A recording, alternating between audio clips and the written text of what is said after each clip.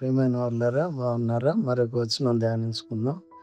మనుషుడు తన స్నేహితునితో మాటలాడినట్లు యెహోవా మోషేతో ముఖాముఖిగా మాటలాడుచుండెను. నిర్గమాకాండం 33:11. మోషే పాళెం వెలుపల ప్రత్యక్ష గుడారము వేసినప్పుడల్లా ఆ గుడారం ద్వారం వద్ద మేఘస్తంభం దిగి వచ్చేది. మరియు ప్రజలు దేవునిని ఆరాధించుటకు లేచి నిలవబడేవారు. మనుష్యుడు తన స్నేహితునితో మాట్లాడినట్లు యెహోవా మోషేతో ముఖాముఖిగా మాట్లాడాడు. దేవుని మహిమతో మాట్లాడుచున్న మన ప్రభువైన యేసుక్రీస్తు ద్వారా మనము కూడా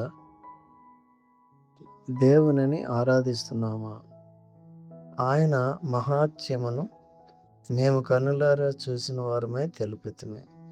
ఈయన నా ప్రియకుమారుడు, ఈయన యందు నేను ఆనందించుచున్నానన్న శబ్దము మహా దివ్య మహిమ నుండి ఆయన యొద్దకు వచ్చినప్పుడు తండ్రి అయిన దేవుని వలన ఘనతయు మహిమయు ఆయన పొందగా మేము ఆ పరిశుద్ధ పర్వతం మీద ఆయనతో కూడా ఉండిన వారమై ఆ శబ్దము ఆకాశము నుండి రాగా వింటిమి.